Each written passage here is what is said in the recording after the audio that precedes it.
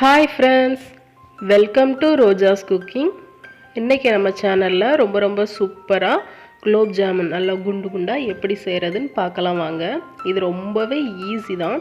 இதுக்கு நான் first 1 litre பால் எடுத்து வச்சுருக்கேன். நல்லா கெட்டியான திக்கான பால் கிடச்சுன்னா எடுத்து வச்சுக்கோங்க.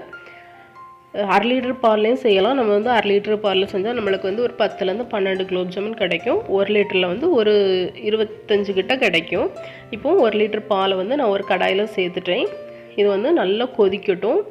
அந்த சைடில் பாலாடை தேங்கும்ல, அதை எடுத்து நம்ம உள்ளே விட்டு நல்லா கிளறிக்கிட்டே இருக்கலாம்.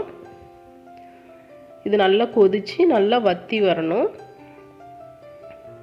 இப்போ பாருங்கள், நல்லா பாதியாகவே வற்றி வந்திருக்கு. அந்த சைடில் உள்ள பாலாடையெல்லாம் எடுத்து விட்டுக்கோங்க. நல்லா வற்ற ஆரம்பித்ததுக்கப்புறம் கைவிடாமல் கிளறிக்கோங்க. கொஞ்சம் கொஞ்சமாக அப்படி கிளறி விட்டுட்டே இருங்க, இல்லைனா அடி பிடிச்சிரும். இப்போது இந்த ஸ்டேஜில் நல்லா வற்றி வந்திருக்கு பாருங்கள். நம்மளுக்கு நல்லாவே பால்கோவா அந்த பதத்தில் கிடச்சிருக்கு. இப்போ நம்ம அடுப்பு ஆஃப் பண்ணிடலாம். ஏன்னா இது ஆறுனதுக்கப்புறம் இன்னும் கொஞ்சம் திக்காகும். இதை ஆற வச்சு எடுத்துக்கலாம். இப்போ பாருங்கள் எந்த அளவுக்கு திக்காய் கிடச்சிருக்கு. ஆறுனதுக்கப்புறமா இந்த அளவுக்கு நம்மளுக்கு நல்லாவே திக்காய் கிடைக்கும். இப்போ இதை நான் வேறு ஒரு பவுலுக்கு மாற்றிடுறேன். இது கூடால 4 டேபிள் ஸ்பூன் அளவுக்கு நான் மைதா மாவு சேர்த்துக்கிறேன். நீங்கள் அரை லிட்டர் பால் எடுக்கிறதா இருந்தால் 2 டேபிள் ஸ்பூன் அளவுக்கு மைதா மாவு எடுத்துக்கோங்க, சரியாக இருக்கும். அடுத்தால இது கூடால ஒரு 1/4 டீஸ்பூன் பேக்கிங் பவுடர், ஒரு 1/4 டீஸ்பூன் பேக்கிங் சோடா, ரெண்டையும் சேர்த்து நல்லா மிக்ஸ் பண்ணிக்கலாம். அந்த கோவாவில் இருக்கிற அந்த ஈரப்பதமே இதுக்கு போதும். உங்களுக்கு கொஞ்சம் ரொம்ப கட்டியாக இருக்கிற மாதிரி இருந்துன்னா கொஞ்சமாக பால் வேணால் சேர்த்துக்கோங்க. அப்புறமா கொஞ்சமாக ஒரு லைட்டாக ஒரு 1/4 டீஸ்பூன் போல் நெய் சேர்த்து அதில் லைட்டாக பசைஞ்சு எடுத்துருக்கேன். இப்போ இதை குட்டி குட்டி பால்ஸாக உருட்டி எடுத்துக்கலாம்.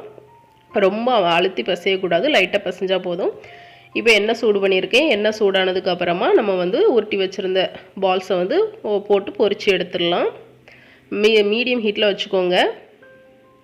சேர்த்து நல்லா கலந்து விட்டுக்கிட்டே இருங்க. அப்போ தான் நல்லா எல்லா சைடும் ஈவனாக ஃப்ரை ஆகி வரும் ஒரே கலரில். இப்போ இதே மாதிரி எல்லாத்தையுமே நம்ம ஃப்ரை பண்ணி எடுத்துக்கலாம்.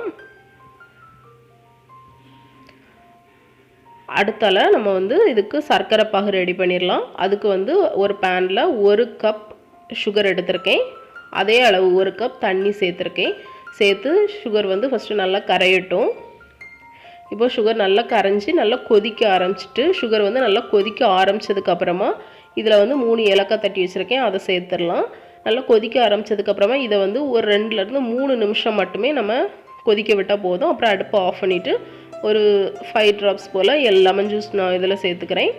சேர்த்து நல்லா கலந்து விட்டுடலாம். அதுக்கப்புறமா நம்ம ஃப்ரை பண்ணி வச்சுருந்த குலோப் ஜாமுன் அந்த பால்ஸை இதில் சேர்த்துடலாம். சேர்த்துட்டு உடனே லைட்டாக மிக்ஸ் பண்ணி விட்டுட்டு ஒரு மூடி போட்டு மூடி வச்சுருங்க. 1 மணி நேரம் இது இருக்கட்டும். அவ்வளோதான். 1 மணி நேரத்துலேயே நல்லாவே ஜூஸியாக நல்லா அப்சர்வ் பண்ணிக்கும் ஜூஸ் எல்லாத்தையுமே.